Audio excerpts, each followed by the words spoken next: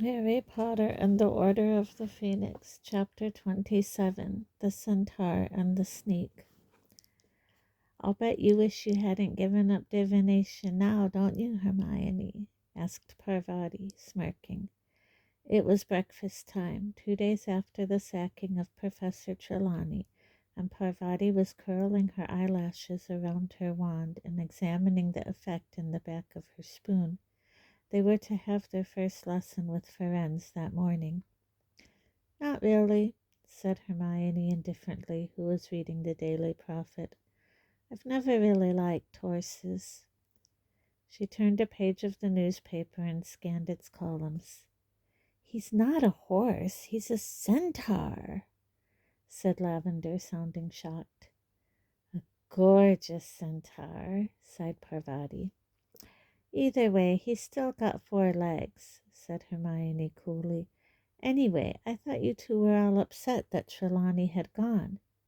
We are, Lavender assured her. We went up to her office to see her. We took her some daffodils. Not the honking ones that Sprouts got. Nice ones. How is she? Asked Harry. Not very good. Poor thing, said Lavender sympathetically. She was crying and saying she'd rather leave the castle forever than stay here where Umbridge is, and I don't blame her. Umbridge was horrible to her, wasn't she? I've got a feeling Umbridge has only just started being horrible, said Hermione darkly. Impossible, said Ron, who was tucking into a large plate of eggs and bacon. She can't get any worse than she's been already.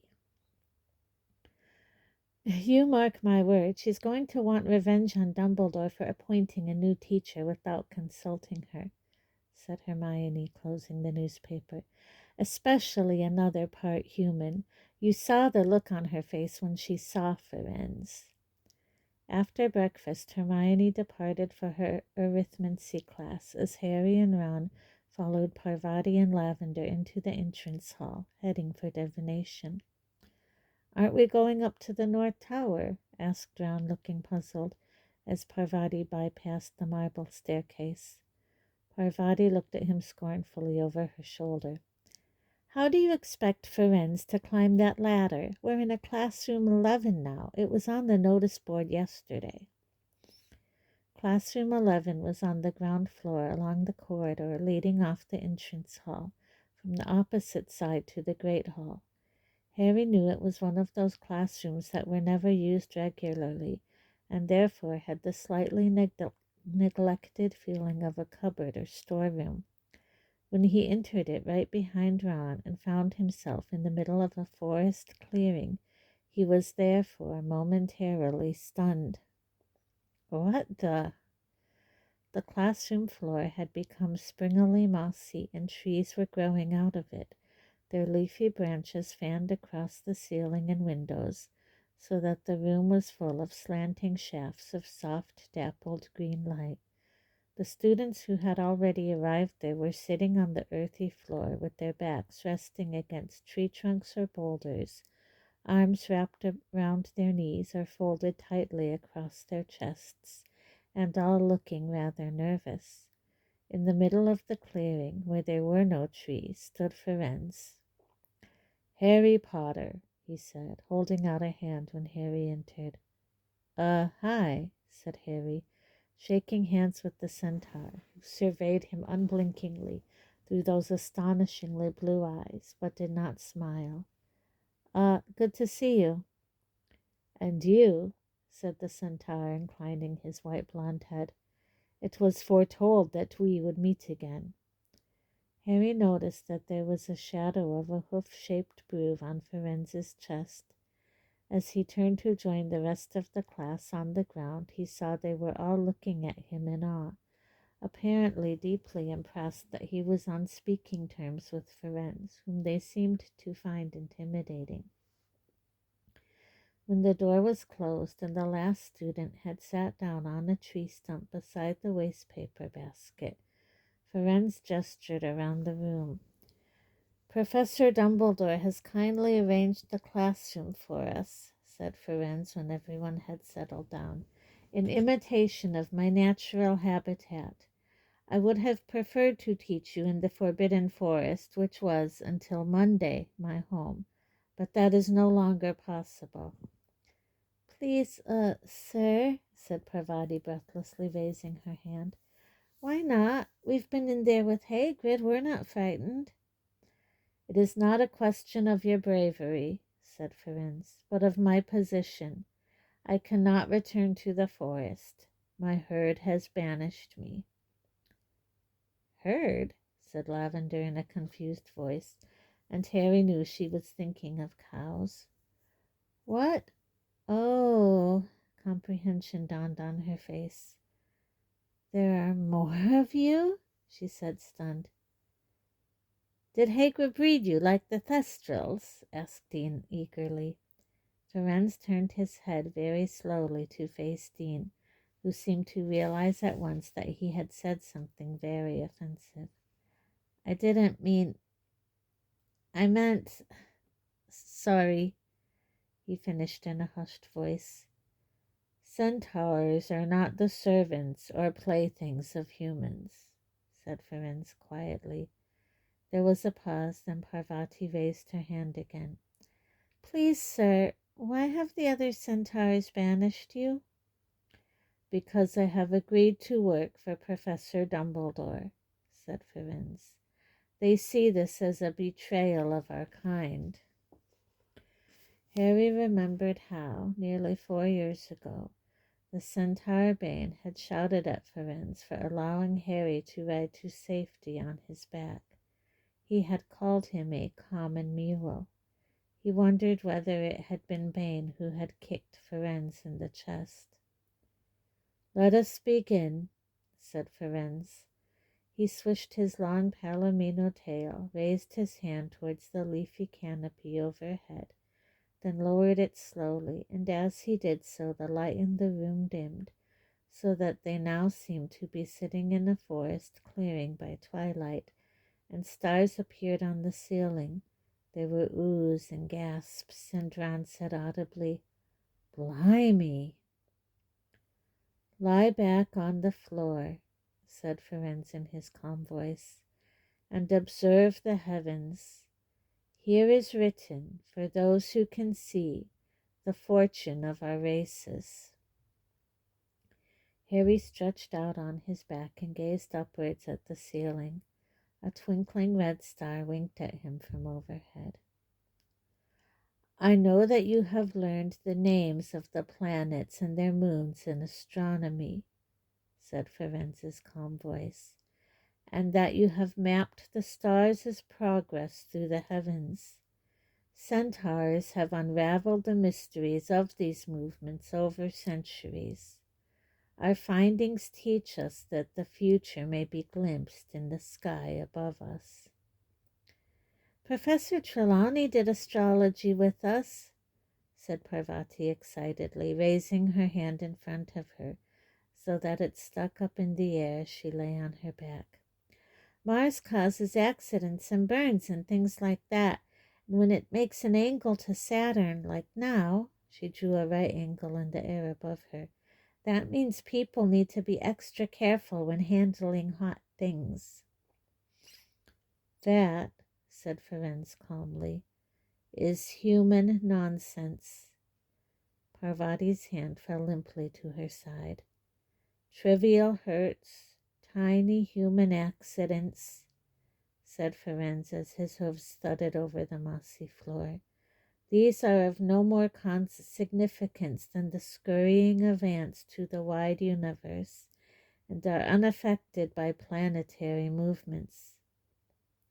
Professor Trelawney, began Parvati in a hurt and indignant voice, is a human, said Firenze simply, and is therefore blinkered and fettered by the limitations of your kind.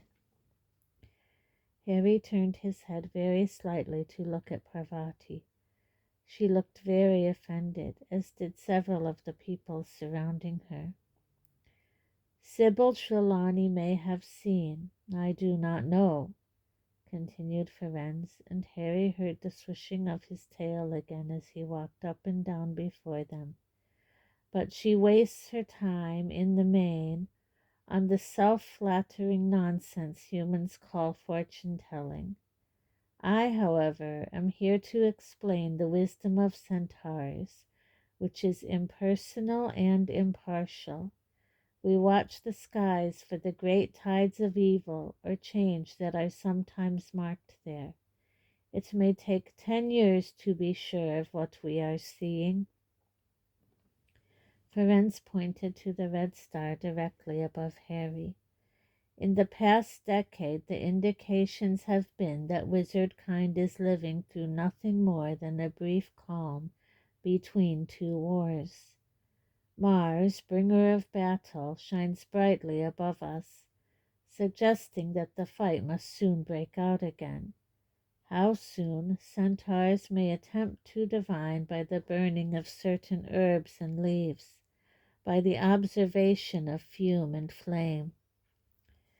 It was the most unusual lesson Harry had ever attended.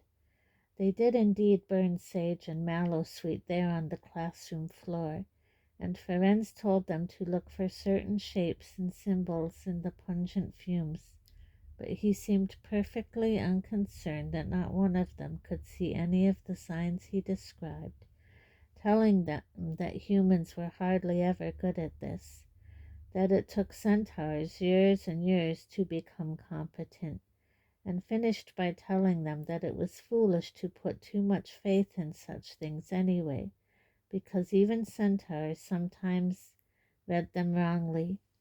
He was nothing like any human teacher Harry had ever had.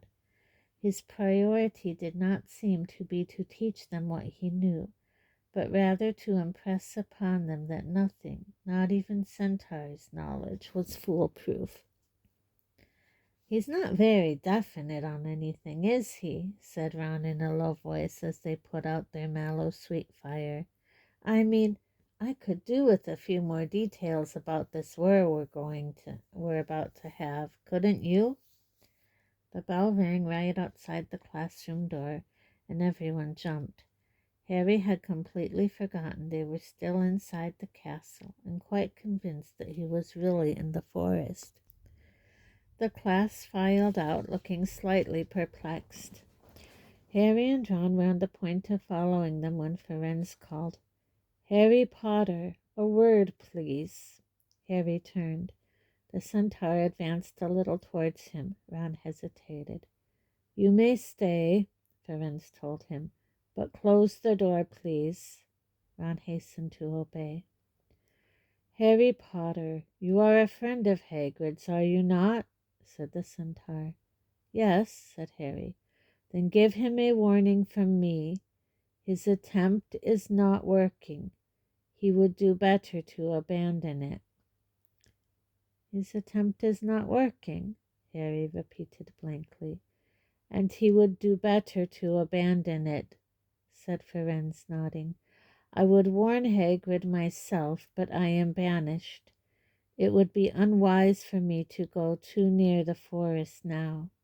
Hagrid has troubles enough without a centaur's battle." "But what's Hagrid attempting to do?" said Harry nervously. Ferenc looked at Harry impassively. "Hagrid has recently rendered me a great service," said Ferenc, "and he has long since earned my respect for the care he shows all living creatures. I shall not betray his secret, but he must be brought to his senses. The attempt is not working. Tell him, Harry Potter. Good day to you." The happiness Harry had felt in the aftermath of the Quibbler interview had long since evaporated. As a dull March blurred into a squally August, his life seemed to have become one long series of worries and problems again. Umbridge had continued attending all care of magical creatures lessons, so it had been very difficult to deliver Ferenc's warning to Hagrid. At last Harry had managed it by pretending he lost his copy of Fantastic Beasts and Where to Find Them, and doubling back after class one day. When he'd passed on Ferenza's message, Hagrid gazed at him for a moment through his puffy blackened eyes, apparently taken aback. Then he seemed to pull himself together. "Nice bloke, Ferenz," he said gruffly, "but he don't know what he's talking about on this. The attempt's coming on fine." "Hagrid, what are you up to?" asked Harry seriously. "Because you've got to be careful. Umbridge has already sacked Trelawney, and if you ask me, she's on a roll. If you're doing anything you shouldn't be, you'll be... There's things more important than keeping a job," said Hagrid, though his hand shook slightly as he said this, and a basin full of canarl droppings dropped to the floor. "Don't worry about me, Harry. Just get along now. There's a good lad." Harry had no choice but to leave Hagrid mopping up the dung all over his floor, but he felt thoroughly dispirited as he trudged back up to the castle. Meanwhile, as the teachers and Hermione persisted in reminding them the owls were drawing ever nearer, all the fifth years were suffering from stress to some degree, but Hannah Abbott became the first to receive a calming draught from Madame Pomfrey after she burst into tears during herbology and sobbed that she was too stupid to take exams and wanted to leave school now. If it had not been for the DA lessons, Harry thought he would have been extremely unhappy. He sometimes felt he was living for the hours he spent in the room of requirement, working hard but thoroughly enjoying himself at the same time, swelling with pride as he looked around at his fellow DA members and saw how far they had come. Indeed, Harry sometimes wondered how Umbridge was going to react when all the members of the DA received outstanding in their defense against the dark arts owls. They had finally started work on Patronuses, which everybody had been very keen to practice, though, as Harry kept reminding them, producing a Patronus in the middle of a brightly lit classroom when they were not under threat was very different to producing it when confronted by something like a Dementor. "Oh, don't be such a killjoy," said Cho brightly, watching her silvery swan-shaped Patronus soar around the room of requirement during their last lesson before Easter. "They're so pretty." "They're not supposed to be pretty. They're supposed to protect you," said Harry patiently. "What we really need is a boggart or something. That's how I learned. I had to conjure a Patronus while the boggart was pretending to be a Dementor." "But that would be really scary," said Lavender, who was shooting puffs of silver vapor out of the end of her wand. "And I still can't do it," she added angrily. Neville was having trouble too. His face was screwed up in concentration, but only feeble wisps of silver smoke issued from his wand tip. "You need to think of something happy," Harry reminded him. "I'm trying," said Neville miserably, who was trying so hard. His round face was actually shining with sweat. "Harry, I think I'm doing it," yelled Seamus, who had been brought along to his first ever DA meeting by Dean. "Look, it's gone, but it was definitely something Harry." Hermione's Patronus, a shining silver otter, was gambolling around her. "They are sort of nice, aren't they?" she said, looking at it fondly. The door of the room of requirement opened and closed. Harry looked round to see who had entered, but there did not seem to be anybody there.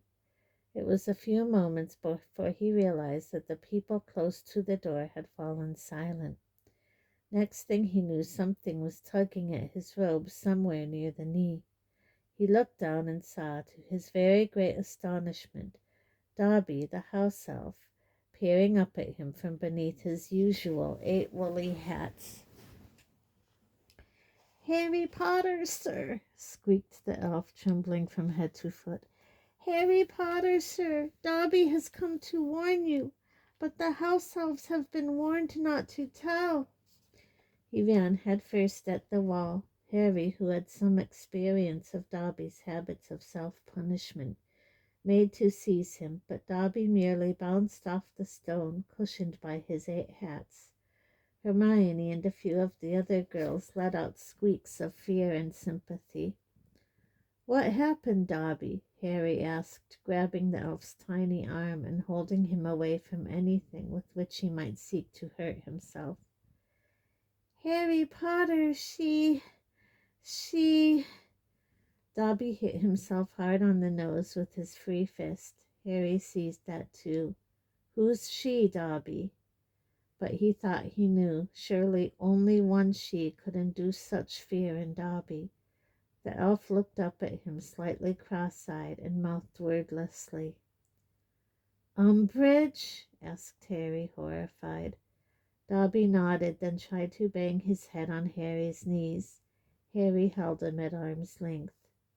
"What about her? Dobby, she hasn't found out about this, about us, about the DA?"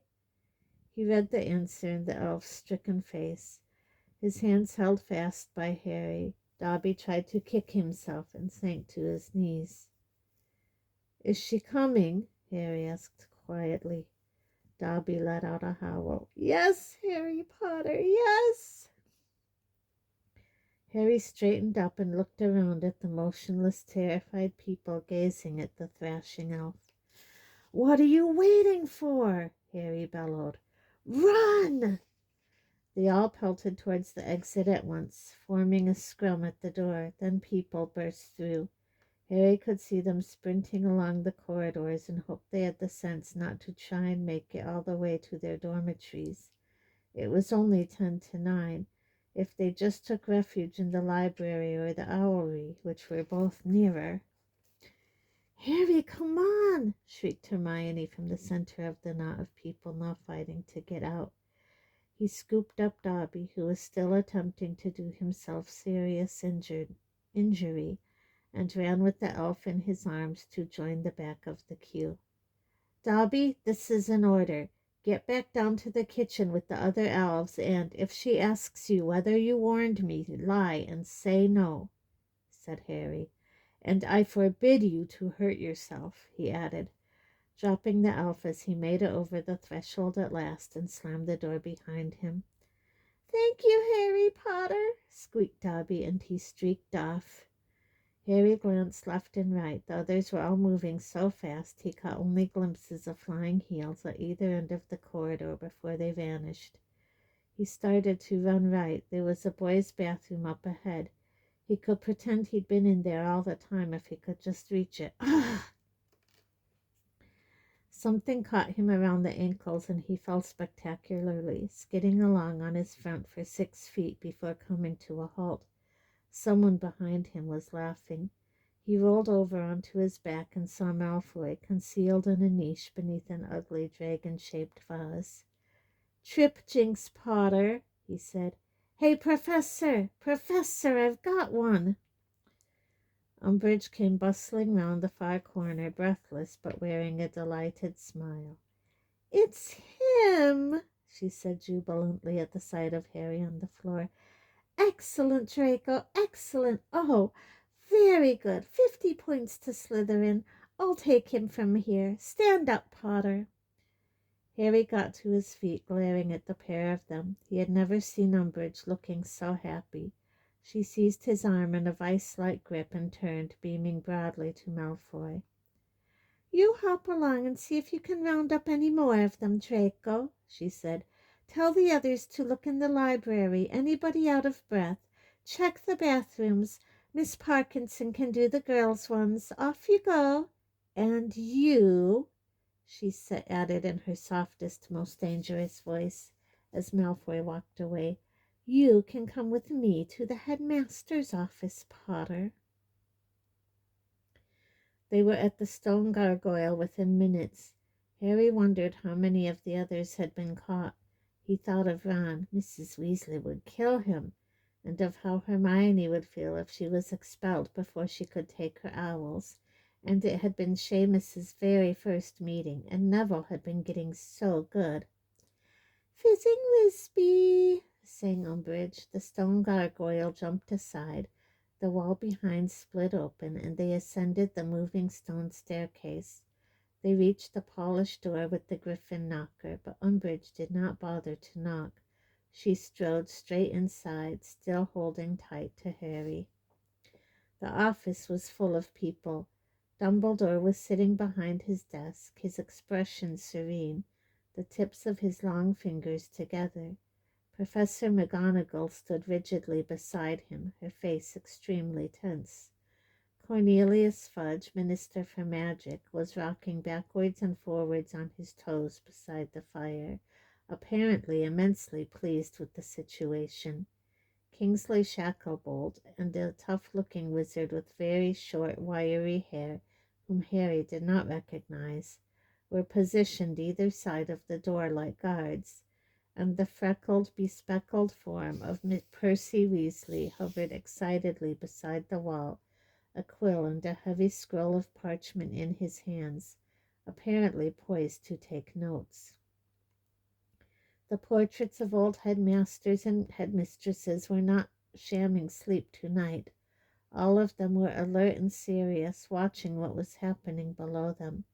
As Harry entered, a Floo flitted into neighboring frames and whispered urgently into their neighbor's ear.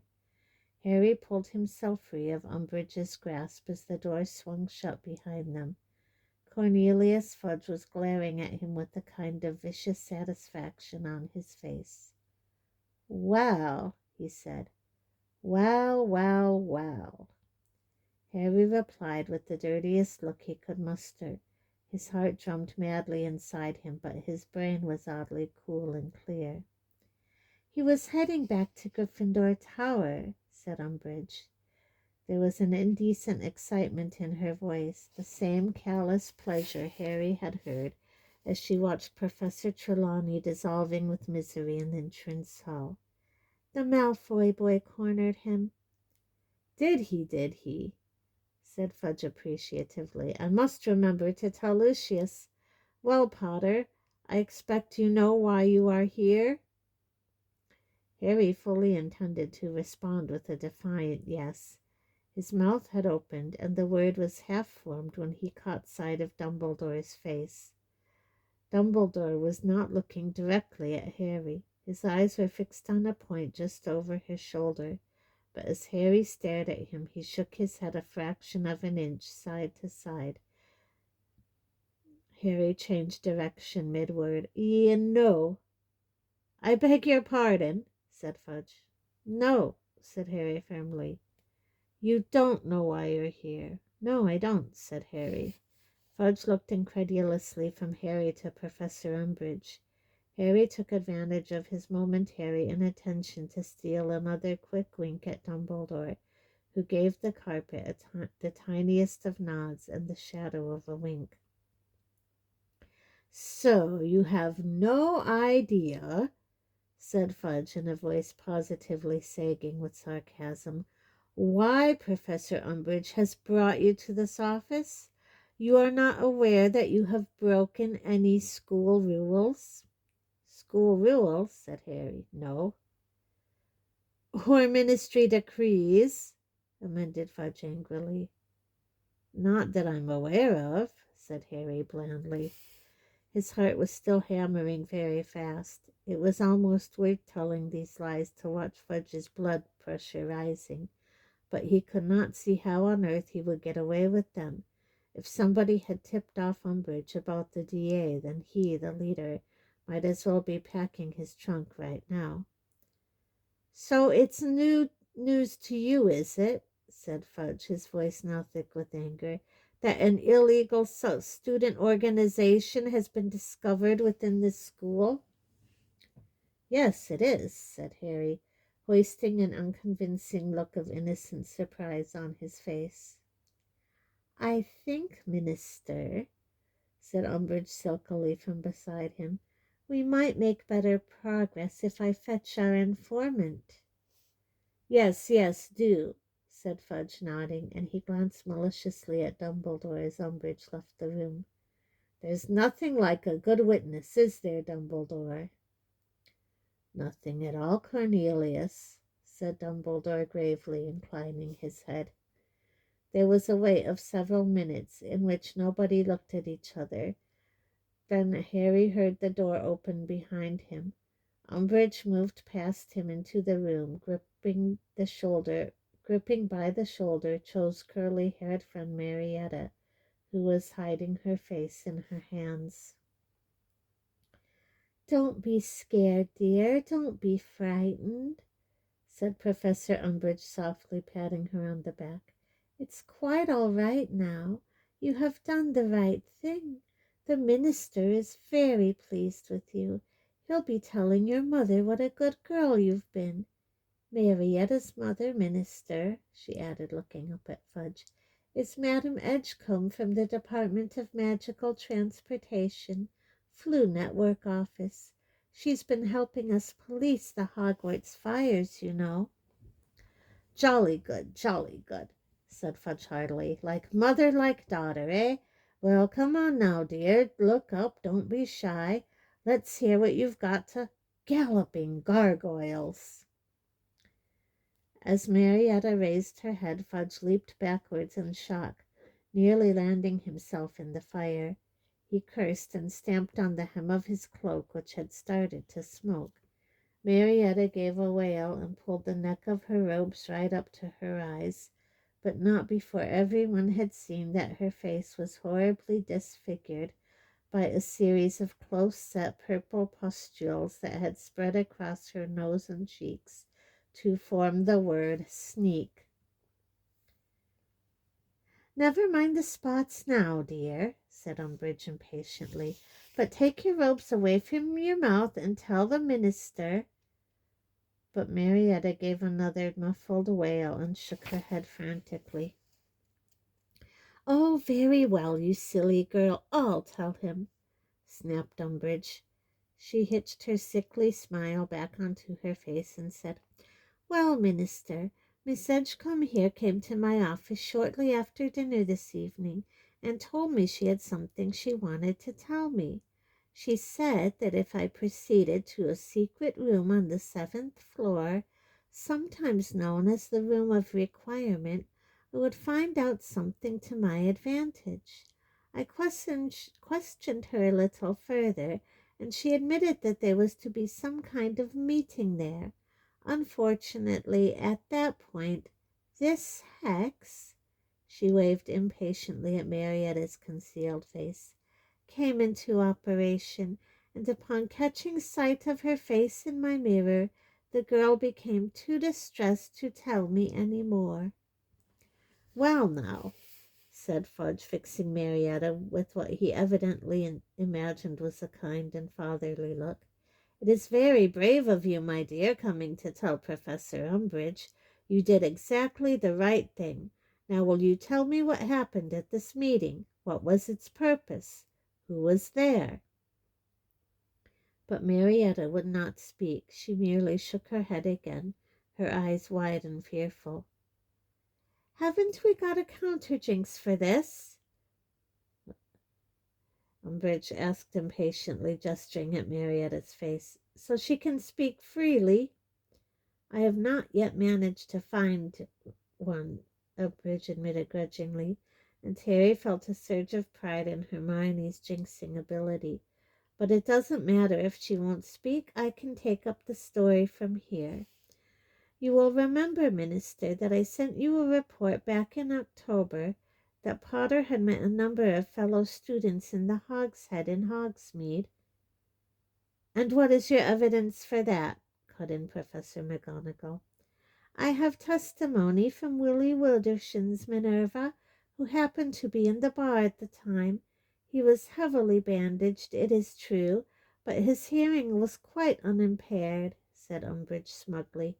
"He heard every word Potter said and hastened straight to the school to report to me." "Oh, so that's why he wasn't prosecuted for setting up all those regurgitating toilets," said Professor McGonagall, raising her eyebrows. "What an interesting insight into our justice system." Blatant corruption, roared the portrait of the corpulent red-nosed wizard on the wall behind Dumbledore's desk. The ministry did not cut deals with petty criminals in my day. No, sir, they did not. Thank you, Fortescue, that will do, said Dumbledore softly. The purpose of Potter's meeting with these students, continued Professor Umbridge, was to persuade them to join an illegal society whose aim was to learn spells and curses the ministry has decided are inappropriate for school age. I think you'll find you're wrong there, Dolores, said Dumbledore quietly, peering at her over the half-moon spectacles perched halfway down his crooked nose. Harry stared at him. He could not see how Dumbledore was going to talk him out of this one. If Willie Wittershins had indeed heard every word he had said in the hogshead, there was simply no escaping it. "Oh-ho!" said Fudge, bouncing up and down on the balls of his feet again. "Yes, do let's hear the latest cock and bull story designed to pull Potter out of trouble. Go on then, Dumbledore, go on. Willie Wittershins was lying, was he? Or was it Potter's identical twin in the hogshead that day? Or is there the usual simple explanation involving a reversal of time, a dead man coming back to life, and a couple of invisible Dementors?" Percy Weasley let out a hearty laugh. "Oh, very good, Minister, very good." Harry could have kicked him. Then he saw, to his astonishment, that Dumbledore was smiling gently too. "Cornelius, I do not deny, and nor I am sure does Harry, that he was in the hogshead that day, nor that he was trying to recruit students to a defense against the dark arts group. I am merely pointing out that Dolores is quite wrong to suggest that such a group was, at that time, illegal. If you remember, the ministry decree banning all student societies was not put into effect until 2 days after Harry's Hogsmeade meeting, so he was not breaking any rules at all in the Hogshead. Percy looked as though he had been struck in the face by something very heavy.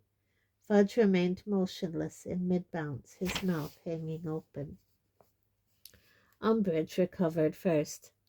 "That's all very fine, Headmaster," she said, smiling sweetly, "but we are now nearly 6 months on from the introduction of Educational Decree Number 24.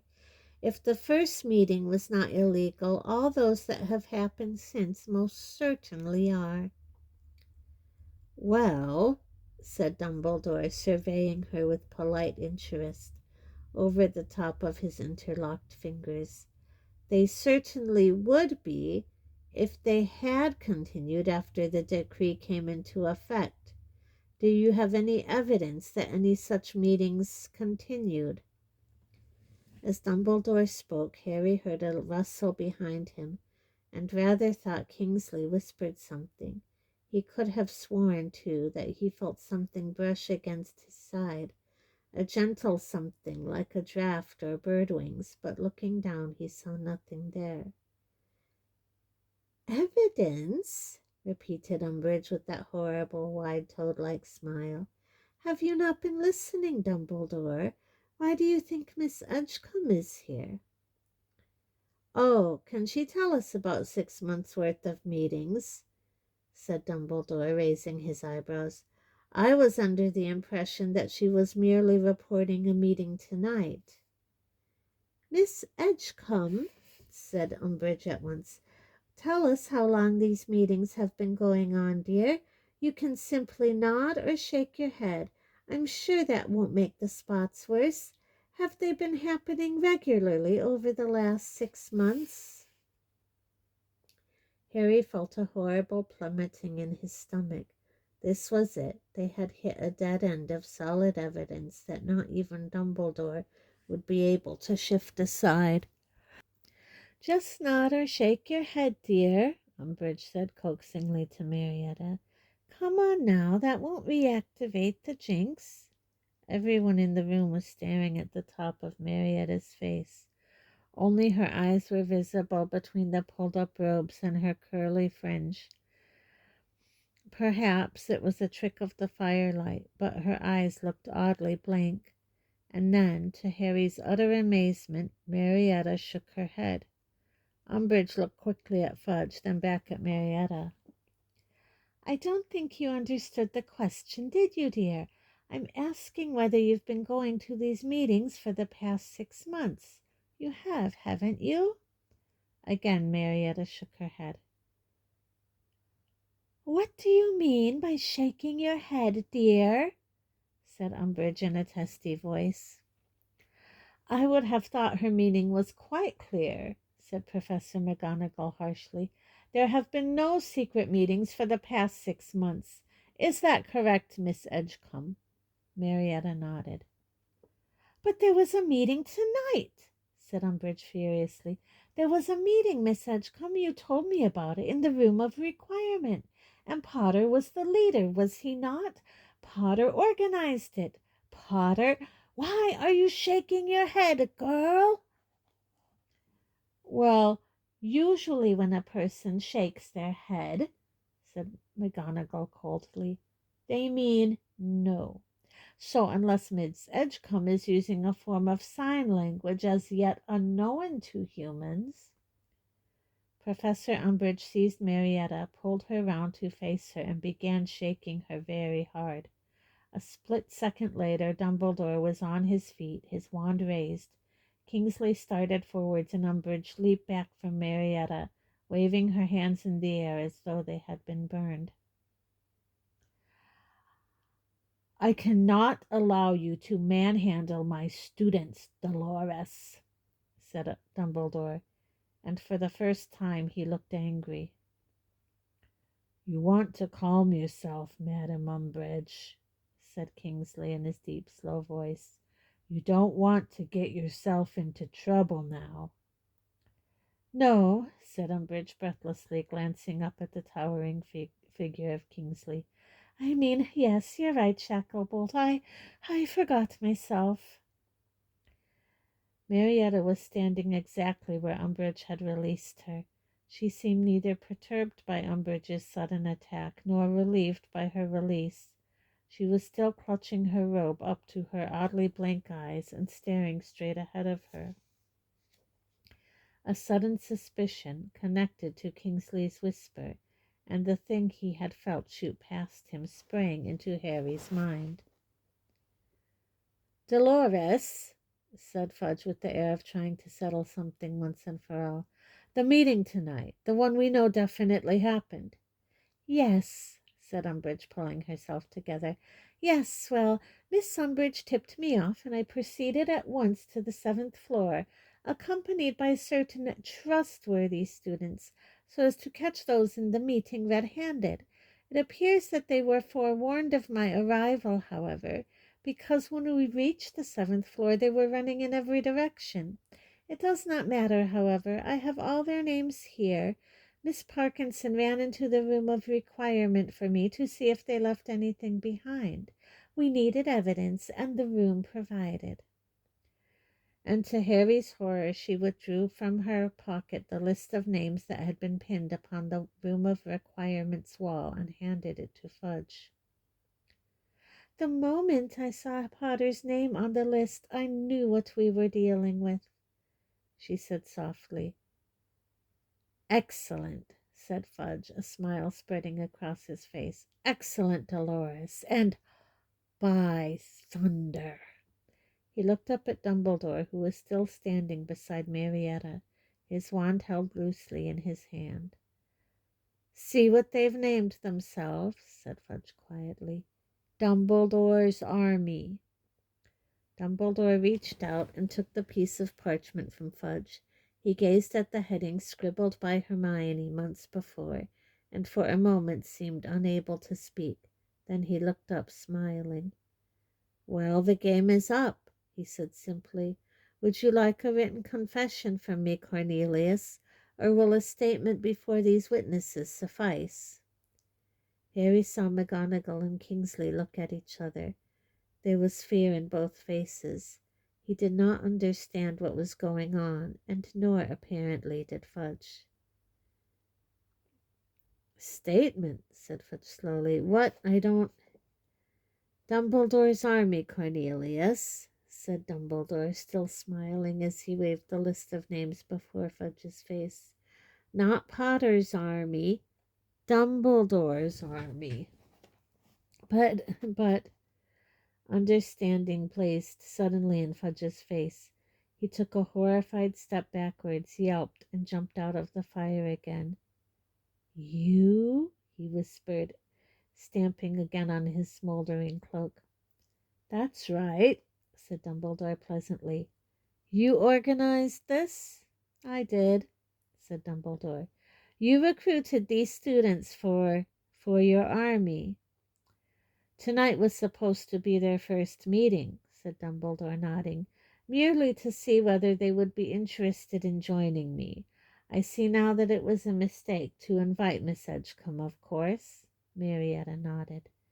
Fudge looked from her to Dumbledore, his chest swelling. Then you have been plotting against me, he yelled. That's right, said Dumbledore cheerfully. No, shouted Harry. Kingsley flashed a look of warning at him. McGonagall widened her eyes threateningly, but it had suddenly dawned on Harry what Dumbledore was about to do, and he could not let it happen. No, Professor Dumbledore! Be quiet, Harry, or I am afraid you will have to leave my office, said Dumbledore calmly. Yes, shut up, Potter, barked Fudge, who was still ogling Dumbledore with a kind of horrified delight. Well, well, well, I came here tonight expecting to expel Potter, and instead you get to arrest me, said Dumbledore, smiling. It's like losing at Newt and finding a galleon, isn't it? Weasley, cried Fudge, now positively quivering with delight. Weasley, have you written it all down, everything he said, his confession? Have you got it? Yes, sir, I think so, sir, said Percy eagerly, whose nose was splattered with ink from the speed of his note-taking. The bit about how he's been trying to build up an army against the Ministry, how he's been working to destabilize me. Yes, sir, I've got it, yes, said Percy, scanning his notes joyfully. Very well, then, said Fudge, now radiant with glee. Duplicate your notes, Weasley, and send a copy to the Daily Prophet at once. If we send a fast owl, we should make the morning edition. Percy dashed from the room, slamming the door behind him, and Fudge turned back to Dumbledore. You will now be escorted back to the Ministry, where you will be formally charged, then sent to Azkaban to await trial. Ah, said Dumbledore gently. Yes, I thought we might hit that little snag. Snag? Said Fudge, his voice still vibrating with joy. I see no snag, Dumbledore. Well, said Dumbledore apologetically, I'm afraid I do. Oh, really? Yes. Well, it's just that you seem to be laboring under the delusion that I am going to, what is the phrase? Come quietly. I am afraid I am not going to come quietly at all, Cornelius. I have absolutely no intention of being sent to Azkaban. I could break out, of course, but what a waste of time. And frankly, I can think of a whole host of things I would rather be doing. Umbridge's face was growing steadily redder. She looked as though she was being filled with boiling water. Fudge stared at Dumbledore with a very silly expression on his face, as though he had just been stunned by a sudden blow and could not quite believe it had happened. He made a small choking noise, then looked round at Kingsley and the man with short grey hair, who alone of everyone in the room had remained entirely silent so far. The latter gave Fudge a reassuring nod and moved forward a little away from the wall. Harry saw his hand drift almost casually towards his pocket. Don't be silly, Dawlish, said Dumbledore kindly. I'm sure you are an excellent orator. I seem to remember that you achieved outstanding in all your newts, but if you attempt to bring me in by force, I will have to hurt you." The man called Dawlish blinked rather foolishly. He looked towards Fudge again, but this time seemed to be hoping for a clue as to what to do next. "So," sneered Fudge, recovering himself, "you intend to take on Dawlish, Shacklebolt, Dolores, and myself single-handed, do you, Dumbledore?" "Merlin's beard, no," said Dumbledore, smiling. "Not unless you are foolish enough to force me to." "He will not be single-handed," said Professor McGonagall loudly, plunging her hands inside her robes. "Oh, yes, he will, Minerva," said Dumbledore sharply. "Hogwarts needs you." "Enough of this rubbish," said Fudge, pulling out his own wand. "Dawlish, Shacklebolt, take him." A streak of silver light flashed around the room. There was a bang like a gunshot, and the floor trembled. A hand grabbed the scruff of Harry's neck and forced him down on the floor as a second silver flash went off. Several of the portraits yelled. Fawkes screeched, and a cloud of dust filled the air. Coughing in the dust, Harry saw a dark figure fall to the ground with a crash in front of him. There was a shriek and a thud, and somebody cried, "No!" Then there was the sound of breaking glass, frantically scuffling footsteps, a groan, and silence. Harry struggled around to see who was half strangling him, and saw Professor McGonagall crouched beside him. She had forced both him and Marietta out of harm's way. Dust was still floating gently down through the air onto them. Panting slightly, Harry saw a very tall figure moving towards them. "Are you all right?" Dumbledore asked. "Yes," said Professor McGonagall, getting up and dragging Harry and Marietta with her. The dust was clearing.